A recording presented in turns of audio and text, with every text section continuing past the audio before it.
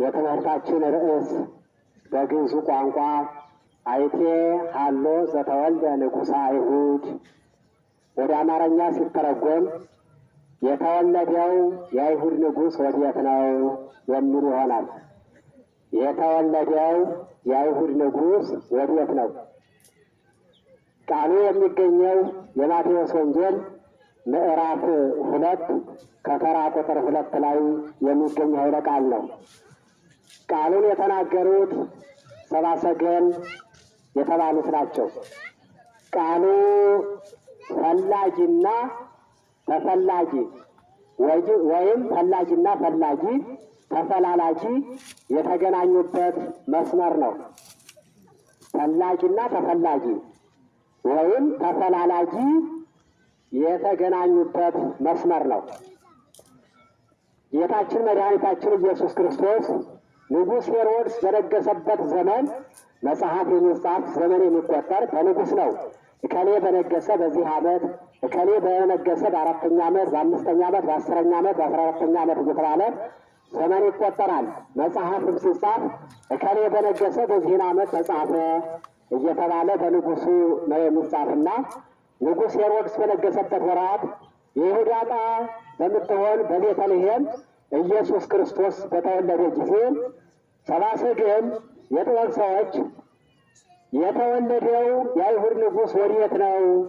ኮከቡን በምስራቅ አይተን ልንሰግድለት መጥተናልና እያሉ ከምስራቅ ሀገር ወደ ኢየሩሳሌም መጡ ይላል። እዩት እንግዲህ ፈላጊና ተፈላጊ የተገናኙበት መስመር ነው። ወይም ፈላጊና ፈላጊ ተፈላላጊ ሰዎች የተገናኙበት መስመር። ፈላጊና ተፈላጊ የሚለውን እንየው። የመጀመሪያው ፈላጊ ኢየሱስ ክርስቶስ ነው። የመጀመሪያው ፈላጊ ኢየሱስ ክርስቶስ ከአርያም ክብሩ ከልዑል መንበሩ ወርዶ የጠፋውን ለመፈለግ የወደቀውን ለማንሳት ፍለጋ ወደዚህ ምድር አመራ። ሲቀጥል በከብቶች በረት ፍለጋ አመራ። አሁንም የሚፈለጉት የጠፉት አልተገኙም። ከምድረ እስራኤል ወደ ምድረ ግብፅ ተሰደደ። ፍለጋ ነው፣ የጠፉትን ፍለጋ ነው። ይሄ አሁንም የጠፉት አልተገኙም። ወደ ምድረ እስራኤል እንደገና ከምድረ ግብፅ ወደ ምድረ እስራኤል ተመለሰ ፍለጋ። ወደ ምድረ እስራኤል ተመለሰ። በናዝሬት አደገ እየተመላለሰ የጠፋውን ለመፈለግ አልተገኘም። 33 ዓመት ከ3 ወር በዚህ ምድር ላይ እየተመላለሰ ፈለገ። ወንጌልን እያስተማረ ታምራት እያደረገ ፈለገ። የጠፉት አልተገኙም። አሁንም ከሊቶስጥራ እስከ ቀራንዮ ድረስ ፍለጋውን ቀጠለ። የጠፋውን ለማግኘት ፍለጋውን ቀጠለ። ቀራንዮ ላይ ሲደርስ መስቀሉ ተተከለ። የጠፋው የራስ ቅሉ ቀራንዮ ላይ ተቀብሮ ተገኘ። ሰላይ መስቀሉ የተተከለበት የጠፋው በግ የአዳም የራስ ቅል እዛ ላይ ተገኘ። እዛ ላይ የተቀብሮ ነበር። ቀራንዮ የሚለው የስሙ ትርጉም የራስ ቅል የሚል ትርጉም ነው ያለው። ትርጉሙ መነሻው ስሙና ትርጉሙ የተያያዘ ነው። የአዳም የራስ ቅል ስለተቀበረበት ቀራንዮ ተባለ። ምን ማለት? የራስ ቅል። ስለዚህ እዚያ ላይ መስቀሉ ተተከለ። የጠፋውን በፍለጋ በብዙ ፍለጋ ከአርያም ክብሩ ከልዑል መንበሩ ጀምሮ እስከ በረት ድረስ ከከብቶች በረት እስከ ግብፅ፣ ከግብፅ ተመልሶ ወደ ምድረ እስራኤል፣ ከምድረ እስራኤል እንደገና 3 ዓመት በናዝሬት እየተመላለሰ ፈለገ። 33 ዓመት ፈለገ። ከሊቶስጥራ እስከ ቀራንዮ መስቀሉን ተሸክሞ ፈለገ። እዛ ላይ ተገኘ። የጠፋው የቆሸሸው ያደፈው ሲገኝ ስጋውን ቆረሰ፣ ደሙን አፈሰሰ። በደሙ ፈሳሽነት አጠበው፣ አጸዳው። የፈለገውን አገኘ። ፍለጋው ስኬታማ ሆነ። ስለዚህ የመጀመሪያው ፈላጊ ክርስቶስ ነው። ተፈላጊ በጊዜው ተፈላጊ ነበሩ። በኋላ ደግሞ ራሳቸው ፈላጊ ሆነው መጡ። ፈላጊና ተፈላጊ ወይም ተፈላላጊ ያልሁበት ምክንያት ይህ ነው። ተፈላላጊዎቹ ፈላጊና ተፈላጊ የተገናኙበት መስመር ይህ ነው። ተፈላጊዎቹ ደግሞ ፈላጊ ሆነው እንደገና በሌላ አቅጣጫ መጡ። የተወለደው የይሁድ ንጉሥ ወዴት ነው? የተወለደው የይሁድ ንጉሥ ወዴት ነው እያሉ ፈላጊ ሆነው መጡ ተፈላጊዎቹ። የሚገርም ነው። ሁሎችም ተፈላላጊ ናቸው። ፈላጊና ተፈላጊ ናቸው። ሁሎችም ፈላጊ ስለሆኑ ተፈላላጊ ስለሆኑ በዚህ መስመር ላይ ተገናኙ። ውጤታማ ሆነ። የተፈለገው ተገኘ። የተፈለገበት ተደረሰ። ፈላጊና ፈላጊ ሲገናኝ ውጤታማ ይሆናል። ተፈላላጊ ሲገናኝ ነገሮች ሁሉ ስኬታማ ይሆናሉ። ለምን ይሆን ነገሮች ሁሉ ስኬታማ የማይሆኑት? በትዳሩ ዓለም ስናይ ፈላጊና ተፈላጊ ካልተገናኘ ስኬታማ አይሆንም። ትዳሩ አያምርም። ትዳሩ አይሰምርም። ትዳሩ የጦር ሜዳ ነው የሚሆነው። ትዳሩ ስግብ ጭቅጭቅ የበዛበት ይሆናል። ለምን? ፈላጊና ተፈላጊ ወይም ተፈላላጊ ስላልተገናኘ። አንዱ ስለ ውበቷ ሊፈልግ ይችላል። እሷ ስለ ስልጣኑ ልትፈልግ ትችላለች። ስለ ሀብቱ ልትፈልግ ትችላለች። እሱም ስለ ሙያ ስለ ውበቷ ሊፈልግ ይችላል። ስለዚህ ሁለቱ ተፈላላጊ ካልሆኑ ውጤታማ አይሆንም። ትዳሩ ዘላቂነት የለውም። ዛሬ በጥሩ ፍቅር በጥሩ ናፍቆት ተገናኝቶ በሳምንቱ ፍርድ ቤት ላይ ይገኛል። ቤቱ ሽማግሌ የሚጎለትበት፣ ጭቅጭቅ የሚበዛበት፣ ያዙ ይልቀቁኝ የሚባልበት ይሆናል። ፈላጊና ፈላጊ ስላልተገናኘ፣ ተፈላላጊ ስላልተገናኘ። ወደ ስራው ስንሄድ ወደ ስራ ቦታው ስንሄድ ስራ ሰሪውን ይፈልጋል። ስራ ሰሪውን ይፈልጋል። ስራ ሰሪውን ይፈልጋል። ሰሪው ደግሞ ስራውን ይፈልጋል። ነገር ግን ሰሪውና ስራው ሳይገናኙ ሲቀሩ ብዙ ክፍተት ይፈጠራል። ስራ ምን ጊዜም ሰሪውን ይፈልጋል፣ ባለሙያውን ይፈልጋል። ስራው ደግሞ ባለሙያውን ይፈልጋል። ስራና ሰሪ ሲፈላለጉ ይኖራሉ። ነገር ግን ሙስና የሚባል ባላንጋራ እንደ ግድግዳ በመካከል ቁሞ ሆድና ጀርባ አድርጓቸው ይኖራል። እንደ መጋረጃ ተጋርዶ እንዳይተያዩ አድርጓቸው ይኖራል። ስለዚህ ይህ ሙስና የሚባል ባላንጋራ ካለበት ሆድና ጀርባ ሆኖ ይኖራሉ። ሁልጊዜ መፋጠጥ። ስራው ሰሪውን አፍጦ ያያል፣ ሰሪው ደግሞ ስራውን አፍጦ ያያል። በመካከል ላይ ብዙ ክፍተት፣ ብዙ ችግር ይፈጠራል። ሌላ መሪና ተመሪ ተፈላላጊ ሲሆን ውጤታማ ይሆናል። ሰላም ይሰፍናል፣ አንድነት ይጸናል። የህዝብ ፍላጎት ይረካል። የማንኛውም ፍላጎት ይረካል። መሪና ተመሪ፣ ንጉሥና ህዝብ፣ ገዥና ተገዥ ሁለቱ ተፈላላጊ ሲሆኑ፣ ፈላጊና ፈላጊ ሲገናኙ ብዙ ጊዜ ክፍተቶቹ የሚፈጠሩት ችግሮቹ የሚሰፉት ፈላጊና ተፈላጊ ስላልተገናኙ ነው። ሲቀጥል ምንድን ነበር ያለው? ኮከቡን በምስራቅ አይተን ልንሰግድለት መጥተናልና እያሉ ኮከቡን በምስራቅ አይተን ልንሰግድለት መጥተናልና እያሉ ከምስራቅ ሀገር ወደ ኢየሩሳሌም መጡ። ከምስራቅ ሀገር ወደ ኢየሩሳሌም መጡ። ምን እየመራቸው? ኮከብ እየመራቸው መጡ። ኮከብ እየመራቸው። ኮከብ ስንቱ ሰው በኮከብ ይመራል? ስንቱ ሰው ነው በኮከብ የሚመራው? ብዙውን ስናይ በእምነቱ ወደ ጸበሉ ሂዶ እፈወሳለሁ ከሚለው፣ በመስቀሉ ተዳስሼ ድናለሁ ከሚለው፣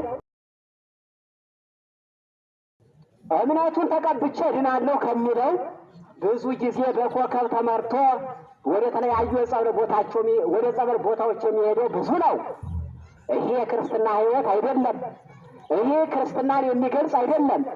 ብዙ ከከሌ አባት ተመርቼ በከሌ ተመርቼ እዚህ ቦታ ተጠመቅ ተብዬ የሚለው ብዙ ነው። በኮከብ ያልተመራስ ስንቱ ነው? በኮከብ የተመራስ ስንቱ ነው? ሌላው በኮከብ የተመሰረተ ትዳርና በኮከብ የተፈታ ትዳር ስንት አለ? አጥፊሽ ነው ክፍልሽ አይደለም፣ ክፍልህ አይደለችም፣ አትሆንህም በሚል በኮከብ ቆጠራ ኮከብ አስቆጥረው ትዳራቸውን የበተኑት፣ ትዳራቸውን ያፈረሱት፣ ትዳራቸው ያቆሙ ስንቶች አሉ። እንደገና ደግሞ ክፍልህ ናት ክፍልሽ ነው ተብሎ በኮከብ የተመራ ትዳር ስንቱ ነው? ሌላው ጉዞ ሳይቀር ኮከብ መርሆሙ በኮከብ እየመራቸው የተመራ ትዳር ስንቱ ነው? ሌላው ጉዞ ሳይቀር ኮከብ መርሆሙ በኮከብ እየመራቸው በኮከብ ጉዟቸውን ያደረጉ መንገዳቸውን ያስቀጠሉ ስንቶች ናቸው? በኮከብ እየተመሩ ዛሬ በዚህ ቀን ክፍል አይደለም ጎዳና አትውጣ፣ በዚህ ቀን መንገድ አትሂድ፣ ይህ ቀን አይከፍልም። በኮከብ ትዳር ዘላቂ ትዳር ላይኖር ይችላል። እንደ ሰው ሰውኛ ሊመስለን ይችላል። በኮከብ ዘላቂ ስራ ላይኖር ይችላል። በኮከብ ስኬታማ የሆነ ነገር ላይኖር ይችላል። ጥሩ ትዳር ለማግኘት መልካም ትዳር ለማግኘት ጸሎተ ማርያም ብቻ ነው የሚያስፈልገው። ውዳሴ ማርያም፣ ጸሎተ ማርያም ብቻ ነው የሚያስፈልገው። በጸሎተ ማርያም የተመሰረተ ትዳር ገደብ የለውም። እስከ መጨረሻው ድረስ ጊዜ እስከሚፈታው ድረስ ይዘልቃል። መልካም ትዳር ለማግኘት ጸሎተ ማርያም መጸለይ ነው። ሱባኤ መያዝ ነው። በሱባኤ መጠየቅ ነው መልካም ትዳርን። ይህ ብቻ ነው የሚያስፈልገው። ስለዚህ ኮከብ እየመራቸው ከምስራቅ ሀገር ወደ ኢየሩሳሌም መጡ። ንጉሥ ሄሮድስ የተወለደው የአይሁድ ንጉሥ ወዴት ነው እያሉ ሲመጡ ንጉሥ ሄሮድስ ደነገጠ፣ ተንቀጠቀጠ፣ ራደ፣ ተርበተበተ። ድንጋጤ የናላ ፍርሃት የልቡና ራድ የጉልበቴ ነዋል መጽሐፍ እያንዳንዱ ከፋፍሎ ተሰጥቶታል። ራድ ጉልበቴ ራደ፣ ተንቀጠቀጠ፣ ጉልበቱ ተንቀጠቀጠ።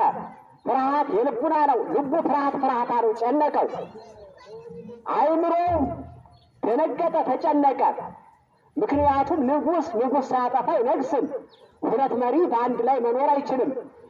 ሁለት መሪ በአንድ ሀገር ላይ በአንድ ቦታ ላይ ከኖረ ሰላም የለም፣ እድገት የለም፣ ጥሩ አኗኗር የለም፣ የህሊና እረፍት የለም፣ እፎይታ የለም ሁለት መሪ ከኖረ። ስለዚህ ንጉሥ ሳይገድል ንጉሥ ሳያጠፋ አይነግስም ብሎ ደነገጠ፣ ፈራ፣ ተንቀጠቀጠ፣ ራደ። ጸሐፍቱንና የሕዝቡ አለቆችን ጠርቶ ጠየቃቸው። በየት ነው የሚወለደው? በየት ነው የተወለደው ብሎ ጠየቃቸው። እነዚህ ትንቢት አዋቂዎች ናቸውና እንዲህ አሉት። ነቢዩ ወአንቲኒ ቤተልሔም ምድረ ኤፍራታ የትትሐት ነገሥተ ይሁዳ እስመ እምኔኪ ይወፅእ ንጉሥ ለሕዝበ እስራኤል። የይሁዳ ክፍል የምትሆይ ቤተልሔም በይሁዳ ከሚነግሱ ገዢዎች አታንሽም። እስራኤልን የሚጠብቅ ንጉሥ በአንቺ ይነግሳልና ተብሎ በነቢዩ ተነግሯልና በቤተልሔም ነው አሉት። ይህን ከሰማ በኋላ ካህናቱን ሊቃነ ካህናቱን ጸሐፍቱን አስወጥቶ በስውር ሰብአ ሰገልን በስውር ጠርቶ ሄሮድስ ጠየቀ። በጥንቃቄ ከእነርሱ ጠይቆ ተረዳ። ሕፃኑ ኮከቡ የወጣበትን ዘመን 2 ዓመት ነው አሉት። ይህም ሕፃን 2 ዓመት ለካ ሆኖታል አለና እነሱን ወደ ቤተልሔም ሰዶ ስለ ሕፃኑ በጥንቃቄ መርምሩ፣ ባገኛችሁት ጊዜ መጥታችሁ ለእኔ ንገሩኝ፣ እኔም እንደናንተ እንድሰግድለት አላቸው። አቤት! አሁን ሄሮድስ ለክርስቶስ ሊሰግድ ነው? እውነት ሊሰግድለት ነው? ሽንገላ እኮ ነው። ሽንገላ እንድገድለው ሲል እንድሰግድለት አለ። እውነት ለክርስቶስ ሄሮድስ ሊሰግድ ሽንገላ ይሞታል መተርጉማን። የሽንገላ አነጋገር እንድገድለው ሲል እንድሰግድለት መጣችሁ ንገሩኝ አለ። ሽንገላ ከባድ ነው። በሽንገላ ስንቶቹ አደጋ ላይ ወድቀዋል። ሰው ብዙ በላይ ጥርሱን እየሰጠ በውስጡ መርዝ የሚቀምመው ስንቱ ነው። በላይ ጩቤ እያዘጋጀ በውስጥ ወተት የሚያፈሰው ስንቱ ነው። እንዲህ አይነት የሽንገላ ኑሮ ከባድ ነው። ብዙውን ነገር ምስቅልቅል ያደርጋል። ስለዚህ በዚህ ሽንገላ ሸንግሎ ሰደዳቸው። እነሱም ይህ ኮከብ ከሰው ሲደርሱ ይለያቸዋል። ከሰው ሲለዩ እየመራቸው ሕፃኑ ካለበት ደረሰ። ሕፃኑ ካለበት ሲደርስ በጣቱ ጠቅሶ እንደሚያመለክት አቆልቆሎ ተመለከተ ይህ ኮከብ። ያን ጊዜ እነሱ በፍጹም ደስ አላቸው። ምክንያቱም እንዲሁ መርቶ ከእሳት ይጥለን ይሆን ከገደል ይከተል ይሆን ከጦር ላይ ያደርሰን ይሆን እያሉ ውስጣቸው ይጨነቅ ነበረ። መርቶ መርቶ ካሰቡት ቢያደርሳቸው ደስ አላቸው። እንኳንስ 2 ዓመት የደከሙበት 1 ሰዓት የደከሙበት ስኬታማ ሲሆን ምን ያህል ያስደስታል። ስለዚህ ደስ አላቸው። ገብተው ሕፃኑ ከእናቱ እቅፍ ሆኖ አገኙት። መጀመሪያ ወድቀው ሰገዱለት። የባህሪ ስግደት 3 ወገን ነው። የባህሪ ስግደት፣ የጸጋ ስግደት፣ የአክብሮት ስግደት። የባህሪ ስግደት ለአምላክ ብቻ የሚገባ ነው። የጸጋ ስግደት ለቤተ ክርስቲያን፣ ለቅዱሳን፣ ለመላእክት፣ ለእመቤታችን የሚገባ የጸጋ ስግደት። የአክብሮት ስግደት ደግሞ ለማናቸውም በእድሜ ለበለጸጉ በሚገባቸው ሰዎች የሚሰጥ ነው የጸጋ ስግደት። ስለዚህ የባህሪ ስግደት ሰገዱ። ቀጥለው ሳጥናቸውን ከፈቱና ወርቅ፣ ዕጣን፣ ከርቤ ገበሩለት። ወርቅ ጽሩይ ነው፣ በእሳት ተፈትኖ የሚወጣ ጽሩይ እንከን የሌለበት ነው። አንተም እንከን የሌለብህ ቅዱስ አምላክ፣ ጽሩይ አምላክ፣ ከኃጢአት የነጻህ የጸዳህ ኃጢአት እንከን የሌለብህ ነህ ሲሉት ወርቅ ገበሩለት። ዕጣን አመጡለት። ዕጣን ክህነትም መንግስትም ከአንተ ነው፣ ንጉስም መንግስትም ነህ አንተ፣ ካህንም ነህ፣ ክህነትም መንግስትም የአንተ ነው ሲሉ ዕጣን ገበሩለት። ከርቤ ገበሩለት። ከርቤ የተለያየውን የተሰበረውን ይጠግናል፣ የተለያየውን አንድ ያደርጋል። አንተም የተለያየውን ሁሉ ሕዝብና አሕዛብን ነፍስና ስጋን ነፍስና ስጋን 7ቱን መስተጻርራን አጠቃላይ እኒህን ሁሉ ሰውና እግዚአብሔርን ሰውና መላእክትን አንድ ታደርጋለህ ሲሉ ከርቤ ገበሩለት። 3ቱን ቅዱስ አምላክ ይህንን ተገበረለት። እንግዲህ የሄሮድስ ሽንገላ ምንድን ነበር? እስኪ እንየው። እንድሰግድለት አለ። መጀመሪያም የነገሰው በሽንገላ ነበረ። ሳይገባው ሳይመለከተው በሽንገላ ነበር የነገሰው። በጊዜው የነበረው ንጉሱ እስክንድር፣ ንግስቲቱ እስክንድርያ ትባላለች።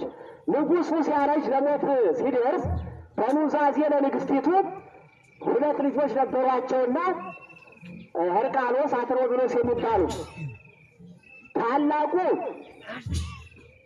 ካህን አድርገሽ ታናሹ ደግሞ አመራር አስተዳደር ይችላል፣ በሰላም ይመራል፣ በፍቅር ይመራልና ታናሹ አስተዳደር ይችላልና ታናሹን አንግሰሽ ታላቁን ካህን አድርገሽ ኑሪ ያላት ንጉሱ። እንደታዘዘችው ታላቁን ካህን አድርጋ ታናሹን ደግሞ አንግሳ ተቀመጠች። በመካከል ሄሮድስ፣ ቅድም የጠቀስነው ሸንጋዩ ሄሮድስ ወልደ ሐንጎቴር ይለዋል። የእስራኤልን መንግስት በብዙ ነገር ይፈልገው ነበር። ይህንን ለማግኘት ያልሰራው ሴራ፣ ያልገባበት ጓዳ፣ ያልወጣበት ቀዳዳ፣ ያልሮጠበት ሜዳ የለም የእስራኤልን መንግስት ለመውረስ እጅ ለማድረግ። ስለዚህ ሴራ መስራት ጀመራል። ሄደና ወደ ታላቁ እንዴ አንተ ታላቁ እያለህ ታናሽ ያነገሱብህ ምን ያህል ቢንቁ ነው? ምን ያህል እንደ ሰው ባይቆጥሩህ ነው? ስለዚህ ወንድምህን ገድለህ ለምን አትነግስም? ይህ እኮ ትልቅ ውርደት ነው። ስልጣን የሚገባህ ንግስና የሚገባህ ታላቁ እያለህ አንተን ምን ያህል ቢንቁህ ነው? ምናልባት የጦር መሳሪያ አንሶ ከሆነ እኔ እሰጥሃለሁ፣ እኔ አግዝሃለሁ በጦር መሳሪያ ነው። ከዚህ በኋላ ሞኝና ወረቀት ያሳዙተን አይለቅም። ወንድሙን ጦር ተቀብሎ ወንድሙን ገድሎ ነገሰ።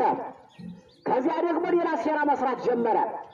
እንዴ አለ ወደ ሟቹ ልጅ ሄደና ወደ አርስጣሎስ እንዴት የአባትህን ገዳይ አባትህን ገድሎ ንግስናውን ሲቀማ ሲወርስ ዝም ብለህ ታያለህ?